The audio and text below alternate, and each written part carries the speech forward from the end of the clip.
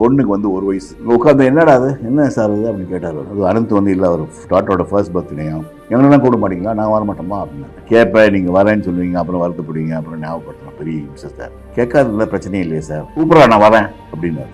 சொன்னாருங்கிறதுக்கு நானும் என் ஒய்ஃபும் அவங்க வீட்டுக்கு போய் மரியாதைக்காக வரும் ஒய்ஃபும் கூப்பிட்டு விட்டல்னு ஒரு ரெஸ்டன்ட் இருந்தார். அவர் இறந்துட்டார். அவர் விட்டல் ஊருக்கோட ஞாபகம் வச்சுப்பா 24 பொண்ணு வீட்டுக்கு போனோம் அப்படின்னா உடனே விட்டல் இல்லை பாம்பேயில் ஒன்றா இருக்கதா அப்படின்ட்டு நான் பார்த்து சிரிச்சு வந்துட்டேன். 24 நாங்கள் வந்து எல்லாம் முடிச்ச அப்புறம் கேட்டை பூட்டிடுவோம். வாசலில் ஒரு ஹார்ன் அடி தான் அவர் வந்திருக்காரு. அவரும் ஒய்ஃபை கூட்டு வந்துருக்காரு 9 மணிக்கு அப்புறம் நைட்டு.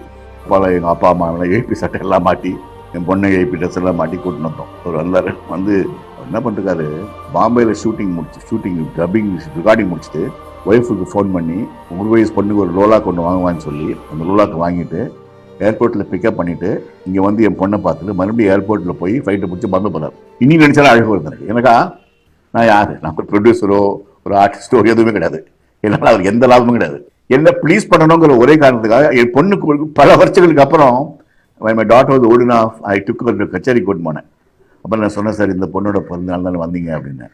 அம்மா உன் கல்யாணத்துக்கு நான் பாடுவேம்மா அப்படின்னாரு. சார் எனக்கு அந்த மாதிரிலாம் அஃபோர்ட் பண்ண முடியாதுடா, உன்னை நான் காசு கேட்டேனாடா, இந்த அம்மா கல்யாணத்துக்கு நான் பாடுவேன் அப்படின்னாங்க. உடனே என் பொண்ணு நான் கல்யாணம் பண்ணிக்கிறது எல்லாம் கல்ல அப்படின்னா ஏன் உங்கள் மாதிரி யாரும் இல்லை கல் அப்படின்ட்டாவும் அச்சா அப்படின்னாரு. நிச்சயமாக பாடுறேம்மா அப்படின்னாரு. அவர் சராசரி மனுஷனே கிடையாதுமா. நான் அவரை பற்றி ஒரு ப்ரோக்ராம் பண்ணாங்க அதில் ஜெயா டிவியில் அவரை பற்றி நிறைய பேசியிருக்கேன். எல்லா ப்ரோக்ராமும் கூப்பிடுவார், டிக்கெட் கொடுப்பாரு, வர சொல்லுவார், நான் வந்து உட்காருவேன். எனக்கு என்ன பாட்டுறா ஒன்று கேட்பேன், 2 பாட்டு கம்பானே மாதிரி தான் கேட்பேன், இல்லை வந்து சொர்க்க மதுவிலை கேட்பேன், இல்லை இந்த ஆத்தா பாட்டு கேட்பேன், ஆத்தா ஆத்தோரம்மா. இந்த 3 பாட்டு பாட முடியாது கிருஷ்ணன். நீங்கள் எங்கேயோ இருக்கார் கவிதா கிருஷ்ணன், அவருக்கான 2 லைன் பாடிடுறேன், இல்லைன்னா வந்து அவர் அடுத்த ப்ரோக்ராம் வரமாட்டார் அப்படின்னு சொல்லுவார். அப்படி சொல்லி 2 லைன் பாடுவார். எனக்கு வெரி ஃபைன் மேன். இவரை மிஸ் பண்றேன் நான். ஏன்னா நான் போட்டோஸ் எல்லாமே பார்க்கும்போதே தெரியுது நீங்க ரொம்ப க்ளோஸ், நான் ரொம்ப ப்ராக்சிமிட்டி கொண்டு உங்களுக்கு. சோ உங்க ரிங்டோனே ரொம்ப வித்தியாசமா இருக்கு சார். அந்த பாட்டு இப்போ வரைக்கும் வந்துட்டு அந்த எல்லாரும் கேட்பாங்க அந்த பாட்டு எந்த பொண்ணுக்கு கேட்பாங்க. நான் எந்த அழகான பொண்ணு கேட்டா உங்களுக்கு தான் சொல்லுவேன். இல்ல அதுக்கு ஏதாவது ரீசன் இருக்கா சார்? பொண்ணு கிடையாது, அது எஸ்பிபி ரொம்ப பிடிச்ச பாட்டு. எனக்கு ராஜேஷ் வைத்தியா ரொம்ப பரிச்சயம்.